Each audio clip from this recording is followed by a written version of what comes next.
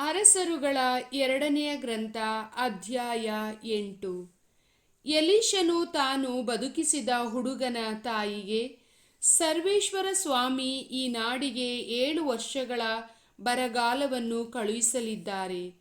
ಆದುದರಿಂದ ನೀನು ನಿನ್ನ ಮನೆಯವರೊಡನೆ ಯಾವುದಾದರೊಂದು ಪರದೇಶಕ್ಕೆ ಹೋಗಿ ಅಲ್ಲಿ ವಾಸಿಸು ಎಂದು ಭವಿಷ್ಯ ಹೇಳಿದನು. ಆಕೆ ದೈವಪುರುಷನ ಅಪ್ಪಣೆಯಂತೆ ತನ್ನ ಮನೆಯವರೊಡನೆ ಸ್ವಂತ ನಾಡನ್ನು ಬಿಟ್ಟು ಹೋಗಿ ಫಿಲಿಸ್ಟಿಯರ ದೇಶದಲ್ಲಿ 7 ವರ್ಷ ವಾಸ ಮಾಡಿದಳು. 7 ವರ್ಷಗಳಾದ ನಂತರ ಆಕೆ ಅಲ್ಲಿಂದ ಸ್ವಂತ ನಾಡಿಗೆ ಬಂದು ಪರರ ಕೈವಶವಾಗಿದ್ದ ತನ್ನ ಹೊಲ ಮನೆಗಳಿಗಾಗಿ ಮೊರೆಯಿಡಲು ಅರಸನ ಬಳಿಗೆ ಬಂದಳು. ಆ ಸಮಯದಲ್ಲೇ ಅರಸನು ದೈವಪುರುಷನ ಸೇವಕನಾದ ಗೆಹಜನಿಗೆ, ಎಲೀಷನು ಮಾಡಿದ ಎಲ್ಲ ಅದ್ಭುತ ಕಾರ್ಯಗಳನ್ನು ನನಗೆ ವಿವರಿಸು ಎಂದು ಆಜ್ಞಾಪಿಸಿದ್ದನು. ಎಲೀಷನು ಸತ್ತ ಹುಡುಗನಿಗೆ ಜೀವದಾನ ಮಾಡಿದ ಸಂಗತಿಯನ್ನು ಗೆಹಜಿಯು ವಿವರಿಸುತ್ತಿರುವಾಗಲೇ ಜೀವದಾನ ಹೊಂದಿದ ಹುಡುಗನ ತಾಯಿ ತನ್ನ ಹೊಲ ಮನೆಗಳಿಗಾಗಿ ಮೊರೆಯಿಡಲು ಅರಸನ ಬಳಿಗೆ ಬಂದಳು. ಕೂಡಲೇ ಗೆಹಜಿಯು, ಅರಸರೇ, ನನ್ನ ಒಡೆಯರೇ, ಎಲೀಷನು ಬದುಕಿಸಿದ ಹುಡುಗನು ಇವನೇ, ಈಕೆ ಇವನ ತಾಯಿ ಎಂದು ಹೇಳಿದನು.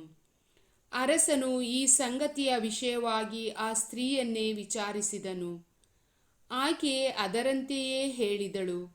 ಆಗ ಅರಸನು ಒಬ್ಬ ಕಂಚುಕಿಯನ್ನು ಕರೆದು, ಹೋಗಿ ಈಕೆಯ ಹೊಲ ಮನೆಗಳನ್ನೂ ಈಕೆ ಈ ನಾಡನ್ನು ಬಿಟ್ಟಂದಿನಿಂದ ಇಂದಿನವರೆಗೂ ಈಕೆಗೆ ಸಲ್ಲತಕ್ಕ ಹೊಲದ ಆದಾಯವನ್ನೂ ಕೊಡಿಸು ಎಂದು ಆಜ್ಞಾಪಿಸಿ ಅವನನ್ನು ಆಕೆಯ ಜೊತೆಯಲ್ಲೇ ಕಳುಹಿಸಿದನು. ಒಮ್ಮೆ ಎಲೀಷನು ದಮಸ್ಕಸಕ್ಕೆ ಹೋದನು. ಆಗ ಸಿರಿಯದ ಅರಸನಾದ ಬೆನದನನು ಅಸ್ವಸ್ಥನಾಗಿದ್ದನು. ದೈವಪುರುಷ ಬಂದಿದ್ದಾನೆಂಬ ಸುದ್ದಿಯನ್ನು ಕೇಳಿ ಅವನು ಹಜಾಯೇಲನನ್ನು ಕರೆದು, ನೀನು ಕಾಣಿಕೆಯನ್ನು ತೆಗೆದುಕೊಂಡು ದೈವಪುರುಷನ ಬಳಿಗೆ ಹೋಗಿ ನನಗೆ ಗುಣ ಆಗುವುದೋ ಇಲ್ಲವೋ ಎಂಬುದನ್ನು ಅವನ ಮುಖಾಂತರ ಸರ್ವೇಶ್ವರನ ಸನ್ನಿಧಿಯಲ್ಲಿ ವಿಚಾರಿಸು ಎಂದು ಆಜ್ಞಾಪಿಸಿದನು. ಹಜಾಯೇಲನು ದಮಸ್ಕಸದ ಶ್ರೇಷ್ಠ ವಸ್ತುಗಳಲ್ಲಿ 40 ಒಂಟೆಗಳು ಹೊರುವಷ್ಟು ತೆಗೆದುಕೊಂಡು ಎಲೀಷನ ಬಳಿಗೆ ಹೋಗಿ ಅವನ ಮುಂದೆ ನಿಂತು, ನಿಮ್ಮ ಕುಮಾರ ಸಿರಿಯದವರ ಅರಸನಾದ ಬೆನದನರು ತಮಗೆ ಗುಣಮುಖವಾಗುವುದೋ ಇಲ್ಲವೋ ಎಂಬುದನ್ನು ವಿಚಾರಿಸುವುದಕ್ಕಾಗಿ ನನ್ನನ್ನು ನಿಮ್ಮ ಬಳಿಗೆ ಕಳುಹಿಸಿದ್ದಾರೆ ಎಂದು ಹೇಳಿದನು. ಆಗ ದೈವಪುರುಷನಾದ ಎಲೀಷನು, ಖಂಡಿತವಾಗಿ ಗುಣವಾಗುವುದು ಎಂಬುದಾಗಿ ಬೆನದನನಿಗೆ ಹೇಳು. ಆದರೂ ಅವನು ಸತ್ತು ಹೋಗುವುದು ನಿಶ್ಚಯವೆಂದು ಸರ್ವೇಶ್ವರ ನನಗೆ ತಿಳಿಸಿದ್ದಾರೆ ಎಂದು ಹೇಳಿ ಬಿಗಿಮುಖದಿಂದ ಸ್ಥಿರ ದೃಷ್ಟಿಯಿಂದ ಹಜಾಯೇಲನನ್ನೇ ದಿಟ್ಟಿಸಿ ನೋಡಿ ಅಳತೊಡಗಿದನು. ಹಜಾಯೇಲನು, ನನ್ನೊಡೆಯ, ಏಕೆ ಅಳುತ್ತೀರಿ ಎಂದು ಕೇಳಿದನು. ಅದಕ್ಕೆ ಅವನು, ನೀನು ಇಸ್ರಾಯೇಲರಿಗೆ ಎಷ್ಟು ಕೇಡು ಮಾಡುವೆ ಎಂಬುದು ನನಗೆ ಪ್ರಕಟವಾಯಿತು. ನೀನು ಅವರ ಕೋಣೆಗಳಿಗೆ ಬೆಂಕಿ ಹೊತ್ತಿಸುವೆ, ಯೌವನಸ್ಥರನ್ನು ಕತ್ತಿಯಿಂದ ಸಂಹರಿಸುವೆ, ಮಕ್ಕಳನ್ನು ಬಂಡೆಗೆ ಅಪ್ಪಳಿಸುವೆ, ಗರ್ಭಿಣಿಯರ ಹೊಟ್ಟೆಯನ್ನು ಸೀಳುವೆ ಎಂದು ಉತ್ತರ ಕೊಟ್ಟನು.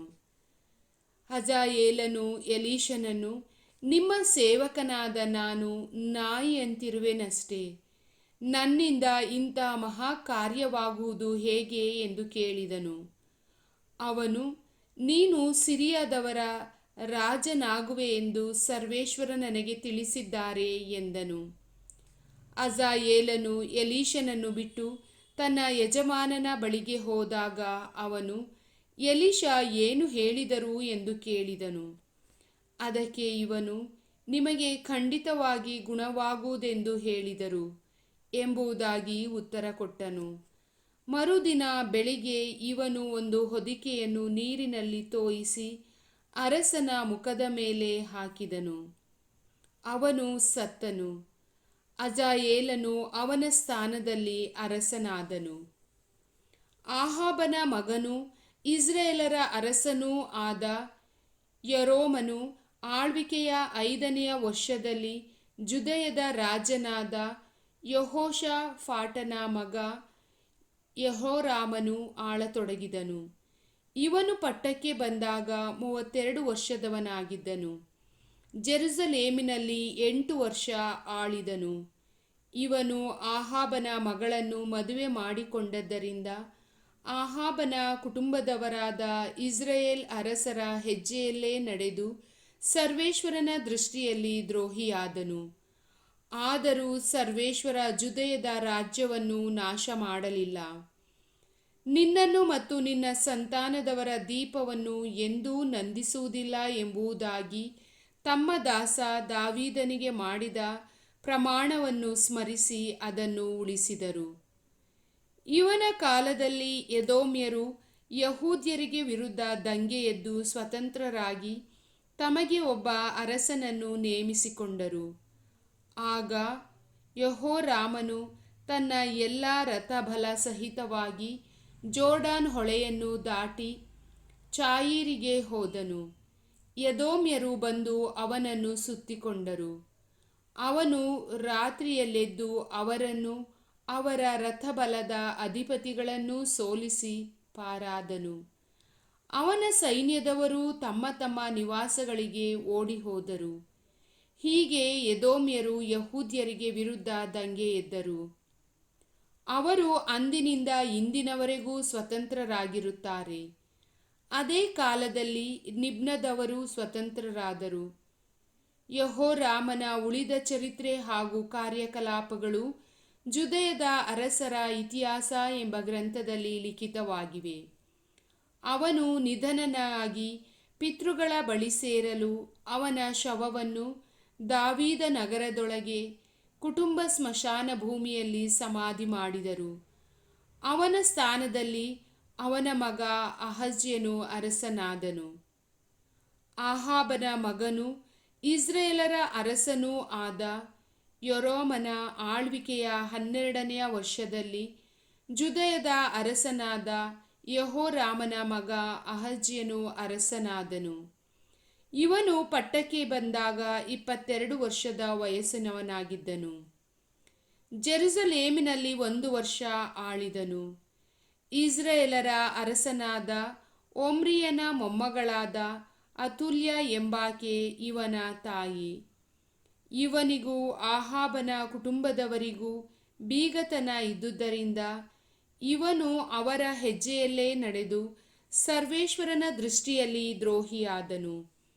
ಇದಲ್ಲದೆ ಇವನು ಸಿರಿಯಾದವರ ಅರಸನಾದ ಹಜಾಯೇಲನೊಡನೆ ಯುದ್ಧ ಮಾಡುವುದಕ್ಕಾಗಿ ಆಹಾಬನ ಮಗ ಯೋರಾಮನ ಜೊತೆಯಲ್ಲಿ ರಾಮೋತ್ ಗಿಲ್ಯಾದಿಗೆ ಹೋದನು. ಸಿರಿಯಾದವರು ಯೋರಾಮನನ್ನು ಗಾಯಪಡಿಸಿದರು. ಯುದ್ಧದಲ್ಲಾದ ಗಾಯಗಳನ್ನು ಮಾಗಿಸಿಕೊಳ್ಳುವುದಕ್ಕಾಗಿ ಅವನು ಜೆಸ್ರೀಲಿಗೆ ಬಂದನು. ಅವನು ಅಸ್ವಸ್ಥನಾದುದರಿಂದ ಯಹೂದ್ಯರ ಅರಸನಾದ ಯೆಹೋರಾಮನ ಮಗ ಅಹಜ್ಯನು ಅವನನ್ನು ನೋಡುವುದಕ್ಕಾಗಿ ಅಲ್ಲಿಗೆ ಹೋದನು. ಪ್ರಭುವಿನ ವಾಕ್ಯ.